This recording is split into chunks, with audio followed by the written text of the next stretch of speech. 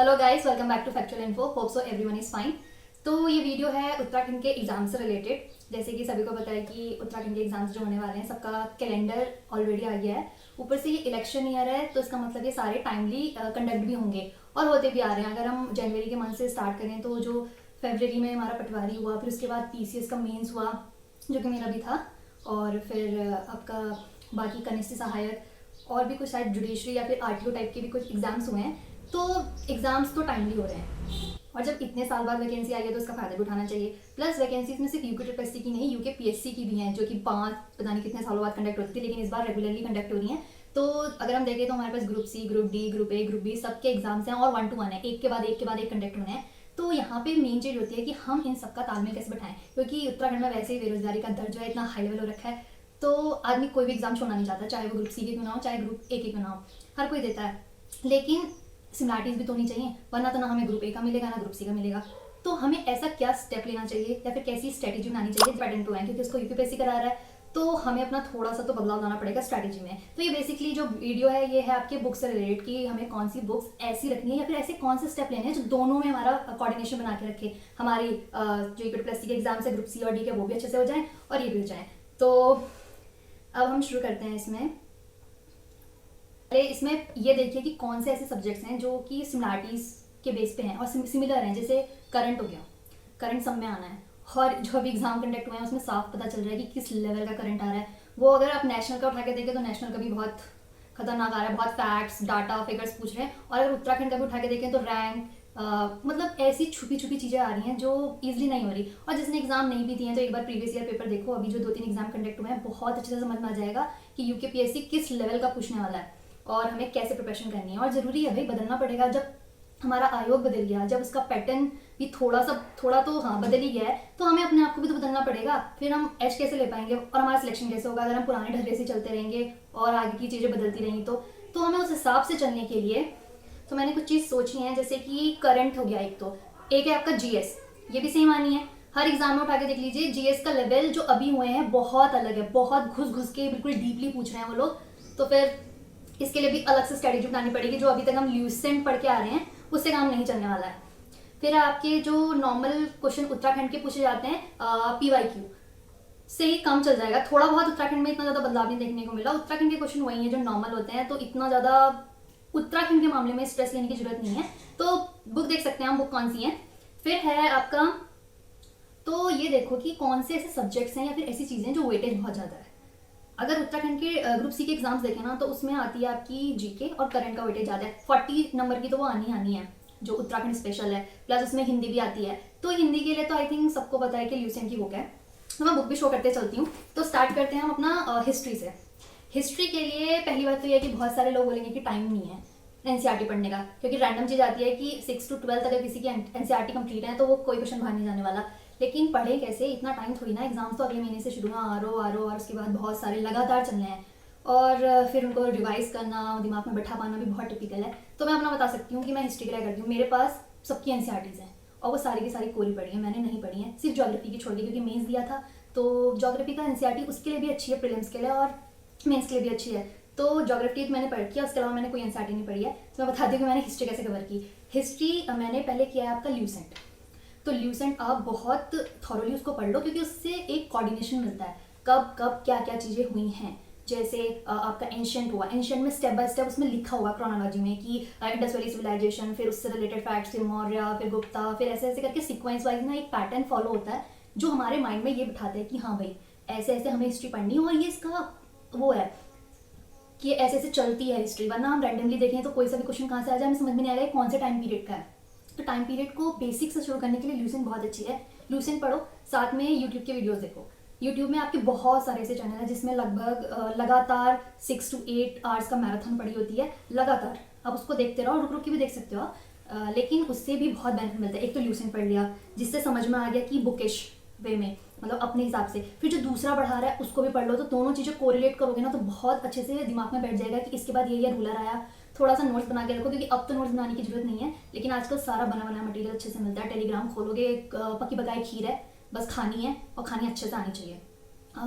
फिर उसके बाद देखें तो पीवाईक्यू बहुत मस्त है। अगर सारी चीज़ें सीक्वेंस में होके चलती रहे ना तो दिक्कत नहीं देंगी। जैसे ल्यूसेंट पढ़ ली, उधर यूट्यूब की वीडियो देख ली, कोऑर्डिनेशन बैठ रहा है ना, प्लस साथ में अपना पीवाईक्यू खोलो, घटना चक्र स्पेशली। अगर किसी के पास घटना चक्र नहीं है तो मैं उसको दिखा सकती हूँ, टेलीग्राम का लिंक डाल दूंगी मैं, एक चैनल बना के उसमें हम डाल देंगे तो आप देख सकते हैं।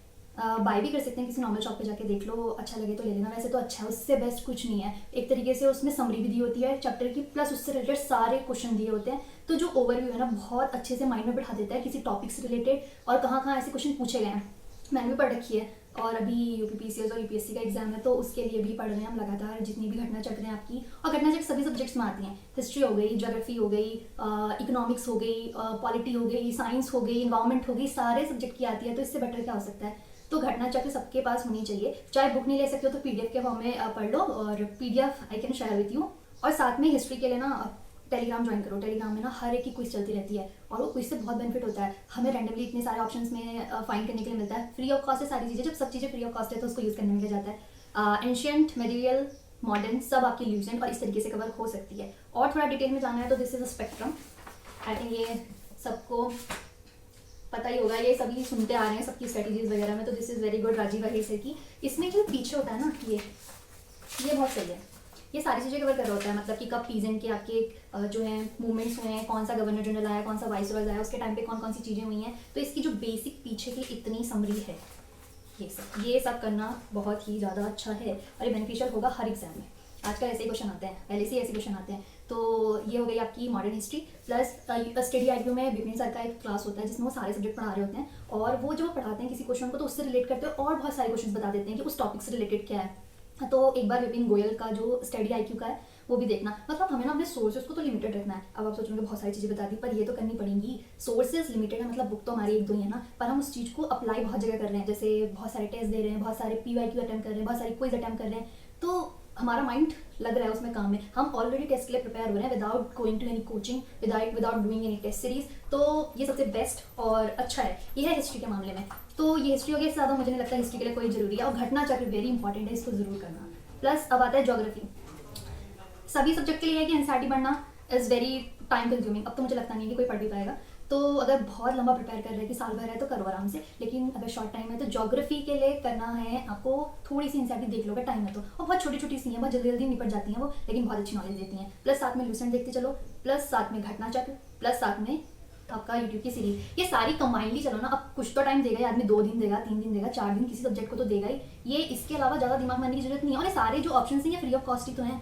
एनसीईआरटीज़ चलो आप बाय कर सकते हैं, और किसी के पास होती भी हैं, नहीं भी है तो डाउनलोड कर लीजिए। और साथ में बाकी यूट्यूब, टेलीग्राम के क्विजेस, पीवाईक्यू सब तो फ्री ही है ना, इसको आराम से हम कर सकते हैं। और यही चीज़ आपकी पॉलिटी में होती है, इकोनॉमिक्स में होती है, साइंस में होती है, एनवायरमेंट में होती है, सारे सब्जेक्ट में यही स्ट्रेटेजी फॉलो होती है। क्योंकि इसके अलावा क्या, या तो बहुत डीप जाओ, लेकिन इन सब चीज़ों से काम चल जाता है। पॉलिटी के लिए सब बोलते हैं लक्ष्मीकांत पढ़ो भाई, यही हो सकता है अगर टाइम है तो। प्लस अगर टाइम नहीं भी है ना तो थोड़ा उड़ा उड़ा के पढ़ लो। जैसे जो टॉपिक्स फिक्स हैं, जैसे डीपीएसपी और आपका supreme court, high court, plus आपका पंचायत, म्यूनसिपालिटी, 73rd कॉन्स्टिट्यूशनल 74, ये सारे आने हैं। और related to president, related to governor.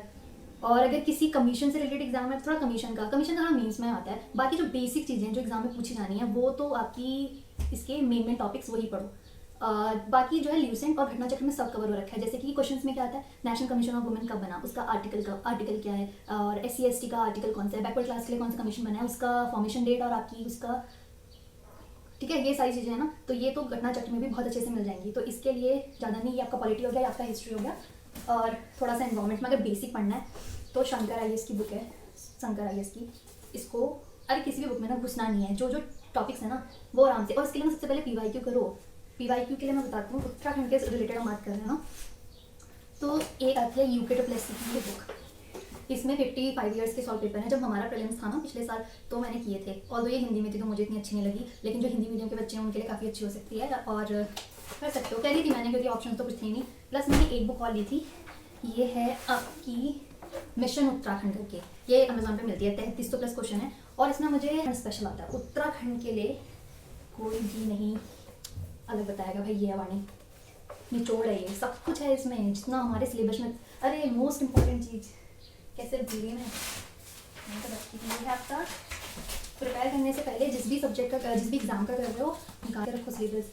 मेरे सिलेबस के चिछड़े हो गए हैं, तो अब आता है आपका जीएस के, तो ऑलमोस्ट सारे सब्जेक्ट ऐसे कवर हो गए जीएस की। और एटलीस्ट रखो भाई, ज्योग्राफी अगर प्रिपेयर कर रहे हो ना तो एटलीस्ट साथ साथ में देखते हुए चलो, बहुत ज़्यादा आपको हेल्प मिलेगी इसमें। प्लस अपने मैप्स भी खुद बनाओ। मेरे पास अभी मुझे मिल नहीं रहा है, मैंने उत्तराखंड के स्पेशल में सारे मैप्स बनाए थे, जिसमें वो मेरे टेलीग्राम पे पड़े होंगे, अगर टेलीग्राम चैनल बनाया और उसमें आप लोग जुड़े तो उसमें आई शेयर, तो उससे बहुत बेनिफिट है, जिसमें सारे नेशनल पार्क, सारे वाइल्ड लाइफ सेंचुरी और लेक्स हो गए, रिवर्स कहाँ से निकल रही है, कौन सी उसमें ट्रिब्यूटरी जुड़ती चली जा रही है, बहुत बेनिफिशियल होता है लास्ट टाइम पर उसको रिवाइज करने में। और जब हम उसको बना रहे होते हैं ना तो हमारे कॉन्शियस माइंड में सेव भी होता चलता है कि भाई इस डिस्ट्रिक्ट के अंदर ये वाला नेशनल पार्क है, इसके बगल में ये वाला नेशनल पार्क है, तो थोड़ा याद रहता है। तो ये प्रैक्टिस थोड़ी होनी चाहिए। और फिर मेरे पास सारे मैंने मैप्स भी निकाल रखे, सभी कॉन्टिनेंट्स और वर्ल्ड के मैप्स हैं, सभी कॉन्टिनेंट और वर्ल्ड के मैप हैं। जैसे कि आपका अफ्रीका है, भी है, वो है ये सारे, ये आपको फ्लिपकार्ट, अमेजोन हर जगह मिल जाएंगी। इसका एक क्या बेनिफिट बताती हूँ। जैसे ये है, मुझे नहीं पता कि दिख पा रहा होगा नहीं दिख पा रहा होगा, मैं वैसे ही फ़ोन से बना दूँ। ये मैंने दीवार पे नहीं चिपकाया, लोग इसको दीवार पे चिपकाते हैं, आपने देख रखा होगा। तो ये जब आप हिस्ट्री पढ़ेंगे या पॉलिटी पढ़ेंगे, पॉलिटी पढ़ने के बाद सब कुछ एक है इसमें, this is constitution of India, हर चीज़ मिलेगी इसमें। मतलब अगर इसको दीवार पे नहीं चिपकाना है तो ऐसे ऐसे बैठ के ना इसको रिवाइज करते रहो। एक तो क्रोनोलॉजी पता चलेगी कब कौन सी चीज़ हुई है, और ज़्यादा भागम भाग करने की जरूरत नहीं पड़ेगी। एक रिवीजन के तौर पे नहीं, सबसे बेस्ट है, इतना बड़ा होता है। देखो इसमें ये हैं आपके सारे राइट्स, जितने भी आर्टिकल्स होंगे, कोई आर्टिकल इसमें स्किप नहीं हुआ होगा। लक्ष्मीकांत खुलने की जरूरत भी नहीं पड़ती, मुझे लगता है कि किसी ने ये सब चीज़ भी कर लिया ना तो बहुत बेनिफिशियल है। तो ये देखो सारे दिख भी नहीं रहे होगा, फिर भी बोल में देख रहे हो, तो ये सब है। मतलब ऐसे हिस्ट्री है, और इस हिस्ट्री दिस वन, ये सब बहुत ही ज़्यादा बेनिफिशियल है।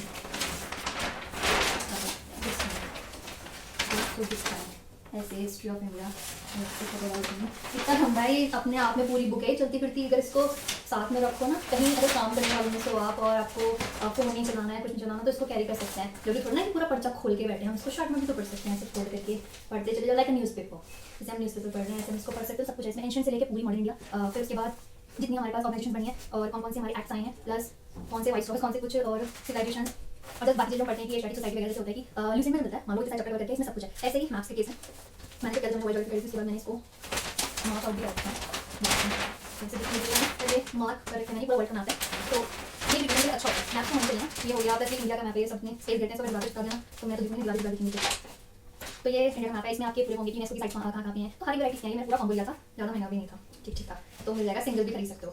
और इंडिया को अच्छे से पहचानने के लिए, इंडियन ज्योग्राफी को पहनने के लिए भी मैप है, ये काफ़ी साइट्स है शायद, ठीक है। ये इंडिया पॉलिटिकल अच्छा समझ लीजिए। जैसे कि हम बहुत सारी चीज़ें पढ़ते हैं, हम पावर प्लांट्स पढ़ेंगे, हम ये पढ़ेंगे कि कहाँ पे कौन सा स्टेशन है, कहाँ पे पेट्रोलियम ज़्यादा मिलता है, कहाँ कोल ज़्यादा मिलता है, कहाँ पे आपके टाटा के वो हैं, कहाँ पे आयरन और ज़्यादा मिल रहा है, कहाँ स्टील की फैक्ट्री है, बहुत सारी चीज़ें पढ़ने के लिए मिलती है, कहाँ वेस्टर्न घाट, ईस्टर्न घाट, हिल्स वगैरह। तो मार्कअप करने के लिए और एग्जैक्ट लोकेशन को देखने के लिए बहुत बेनिफिशियल है। तो इसको एक प्रोसीजर स्टेप में डाल के रखिए, प्लस एक स्कूल की एटलस बुक अच्छी है, होनी चाहिए।